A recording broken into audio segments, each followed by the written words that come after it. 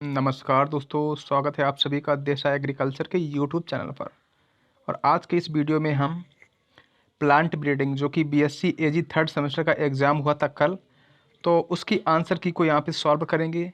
तो आप लोग भी अपना स्कोर बताएंगे कमेंट बॉक्स में कि आपके कितने क्वेश्चन सही रहे। ठीक है ना। ये आंसर की बिल्कुल सटीक और शानदार, बिल्कुल 100% सही रहने वाली है। हाँ, मानते हैं 1 से 2 क्वेश्चन गलत हो सकते हैं, बस इससे ज़्यादा कतई नहीं। ठीक है ना। और अगर आप एग्रीकल्चर किसी भी एग्ज़ाम की तैयारी कर रहे हैं तो हमारे साथ ज़रूर जुड़ें, चैनल को सब्सक्राइब कर लेंगे। ठीक है ना। चलो, तो पहला क्वेश्चन क्या है।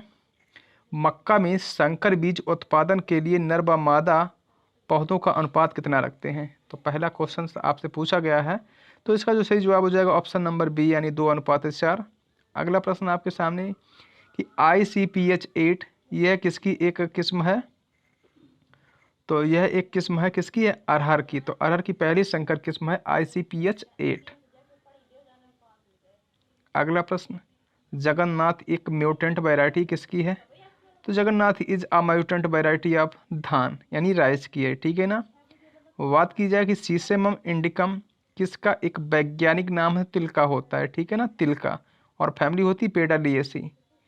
तिल की जो फैमिली होती पेडालिएसी और वैज्ञानिक नाम है सीसेमम इंडिकम। अगला प्रश्न, CGMS system includes, CGMS system में जो है पद्धति में क्या शामिल होती है, ए लाइन, बी लाइन, और लाइन, या फिर उपरोक्त सभी। तो गाइज उपरोक्त सभी शामिल होती हैं। ठीक है ना। अगला प्रश्न, मक्के का उद्भव केंद्र यानी सेंटर ऑफ ओरिजिन ऑफ मेज इज। तो यहाँ पर जो अमेरिका केंद्र दिया गया है, बी ऑप्शन राइट होगा। ठीक है ना, बी ऑप्शन। अगला क्वेश्चन आपसे दिया गया, ratio of genotypic variance to the phenotypic variance is referred as. आनुवांशिक प्रसरण एंड लक्षण पूर्वी प्रसरण के अनुपात को क्या बोलते हैं भाई। तो हेरिटेबिलिटी यानी वंशानुगत बोलते हैं। ठीक है ना, ऑप्शन नंबर ए राइट। अगला क्वेश्चन, अगला प्रश्न आपसे पूछा गया है कि डिटेसलिंग निम्न में से किस पदार्थ से संबंधित है। तो डिटेसलिंग का संबंध किससे है, मक्का से। अब डिटेसलिंग होता क्या, तो जो टेसल होता है अर्थात मक्का का जो नर भाग होता है उसको बोलते हैं टेसल, और टेसल को ही हटाने की क्रिया को डिटेसलिंग बोलते हैं। तो डिटेसलिंग का संबंध है मक्का से। अगला प्रश्न, निम्नलिखित में से कौन अन आयनकारी उत्परिवर्तन है, मतलब which is non ionogenic mutagen from the following. तो यहाँ पे जो सही जवाब हो जाएगा अल्ट्रावायलेट किरणें।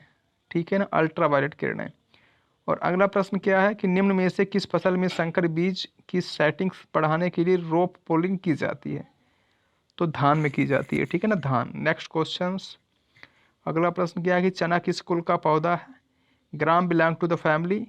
तो चना एक लेग्यूम क्रॉप से आधारित लेग्यूमिनेसी कुल में आता है। भारतीय दलहन अनुसंधान संस्थान कहाँ पर है भाई, कानपुर में है। अगला question, cross between an inbred and और open variety is known as. Cross between an inbred and or open pollinated variety is known as. तो इसका सही जवाब क्या होना चाहिए, टॉप क्रॉस। अगला प्रश्न, mass selection is based on only. तो ये बेस्ड होता है फिनोटाइप पर। तो ऑप्शन नंबर बी राइट। अगला प्रश्न, निम्न में से किस फसल में संकर बीज स्थापन के आधारित पर्णकंटन किया जाता है। तो यहाँ पे सही जवाब हो जाएगा पैडी। ठीक है ना। तो यहाँ पे पैडी बिल्कुल सही है, पैडी। नेक्स्ट क्वेश्चन, खेत से अवांछित पौधों को बाहर निकालने को क्या बोलते हैं। तो उसको बोलते हैं roguing. Removal of type plants from the field is called roguing. अगला प्रश्न,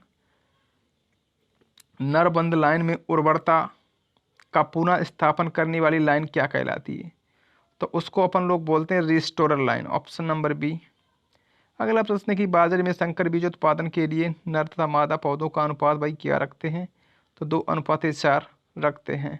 अगला प्रश्न, रोग रोधी प्रजातियां पैदा करने के लिए कौन सी प्रजनन विधि उपयुक्त होती है।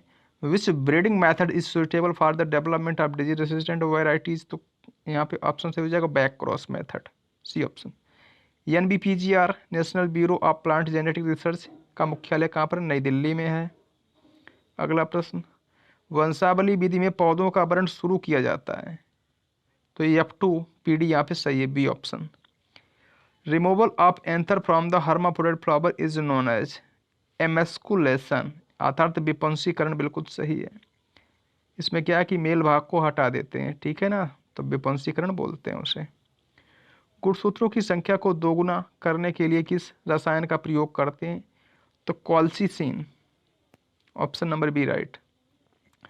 साधारण ट्राइसोमिक को प्रदर्शित करता है तो 2n+1। अगला प्रश्न, हैप्लॉइड को प्रदर्शित करते हैं, haploid are known as represented by, तो हैप्लॉइड को एन से बोलते हैं, ठीक है ना, एम से। म्यूटेशन शब्द किसने दिया? तो म्यूटेशन दिया ह्यूगो डी ब्रीज ने। किसने दिया? ह्यूगो डी ब्रीज ने। A B into C into D को प्रदर्शित करता है, ये करता है डबल क्रॉस को। अगला प्रश्न,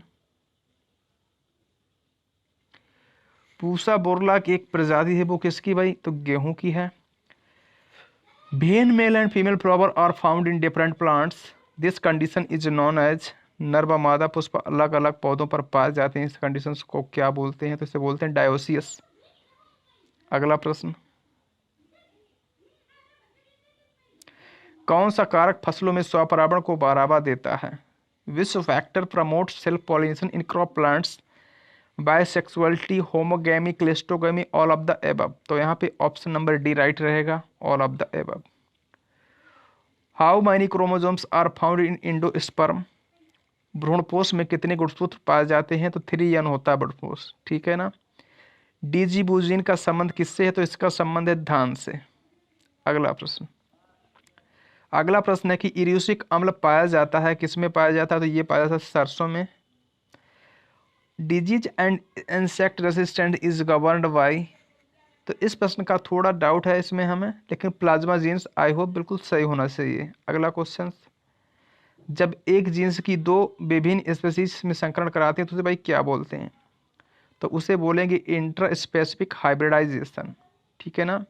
अच्छा, बिल्कुल। अगर आप एग्रीकल्चर के किसी भी एग्ज़ाम की तैयारी कर रहे हैं तो दोस्त आपको हमारे चैनल से जुड़ जाना है, क्योंकि इस चैनल पर एग्रीकल्चर के सारे एग्ज़ाम की लाइव टू लाइव क्लासें बहुत ही जल्दी स्टार्ट होने वाली हैं। बस आप सभी का सपोर्ट चाहिए। तो क्या है, आप सभी को चैनल को सब्सक्राइब करके जुड़ जाना है, साथ ही साथ में वीडियो को अपने ज़्यादा से ज़्यादा दोस्तों के बीच में शेयर करिएगा, ठीक है ना। बिल्कुल। तो अगला प्रश्न क्या है? Progeny of a single plant obtained by asexual reproduction is known as, इसको बोलते हैं क्लोन, ठीक है ना, क्लोन। उपास 120 किसकी किस्म है? तो उत्तर प्रदेश अरहर सिलेक्शन। क्या उपास का पूरा नाम उत्तर प्रदेश अरहर सिलेक्शन 120, यह प्रजाति अरहर की है। बिल्कुल। तिल किस कुल का पौधा है? तिल का कुल क्या है? तो तिल पेडालिएसी कुल में आता है, ठीक है ना। बिल्कुल।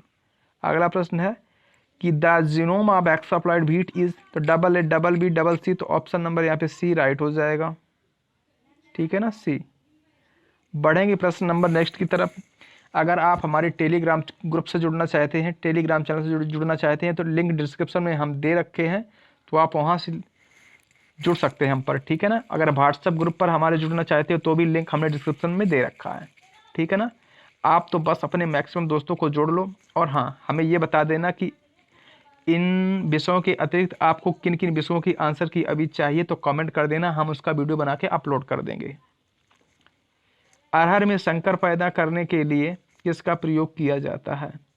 Hybrid in pigeon pea has been developed by using, तो यहाँ पे cytoplasmic male sterility, option number ए।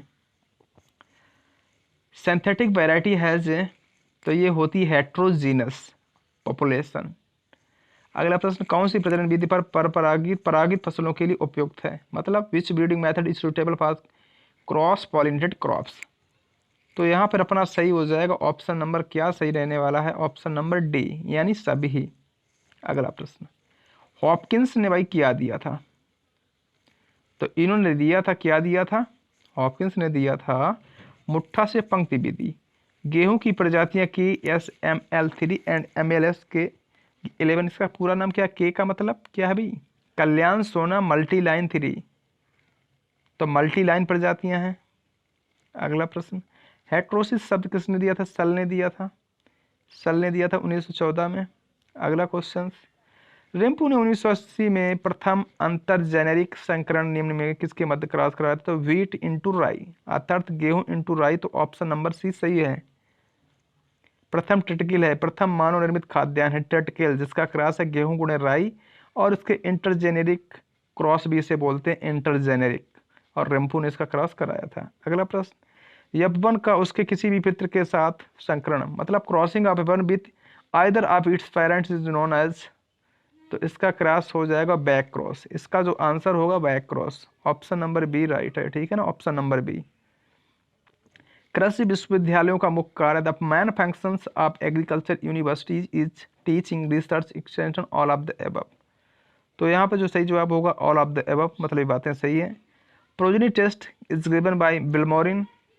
अगला प्रश्न, progeny of a single self pollinated homozygous individual is known as, तो प्योर लाइन, ठीक है ना, प्योर लाइन सही होगा। अगला प्रश्न, सबसे सरल प्रजनन विधि है मॉस सिलेक्शन, क्या भाई, मॉस सिलेक्शन। अगला प्रश्न, the most effective method for the transfer of oligogene characters, इस प्रश्न का सही जवाब क्या होगा, इस प्रश्न का सही जवाब क्या होगा। तो यहाँ पर देखो क्या सही रहने वाला, बैक क्रॉस मेथड हमारे हिसाब से हो सकता है, बट जो करेक्ट जवाब हो तो आप कमेंट करना, ठीक है। अगर आपको इस प्रश्न का सही उत्तर मालूम हो 52 नंबर प्रश्न का, तो आप सही जवाब देना, ठीक है ना, क्या सही होगा। Pure line theory was developed by Johansson, option number A right है, जोहानसन। फसलों की उद्भव, the concept of centre of origin of crop plant is given bye, तो वेबिलॉब। आहार में गुणसूत्रों की अपन लोग बात करें तो आहार में गुणसूत्र की संख्या क्या होती है, आहार में क्या होती है, 22। अगला प्रश्न, ग्लाइसिन मैक्स किसका वैज्ञानिक नाम है, तो ये है सोयाबीन का। अगला प्रश्न, स्वपरागण का आनुवंशिक परिणाम है, increase होमोजाइगसिटी in population, increase होमोजाइगसिटी in population, decrease होमोजाइगसिटी। तो यहाँ पे जो सही जवाब हो जाएगा, उपरोक्त सभी बात सत्य है, तो यहाँ पर भी सही हो जाएगा ऑप्शन नंबर डी राइट रहने वाला है इस प्रश्न का सही जवाब, ठीक है ना, ऑप्शन नंबर डी।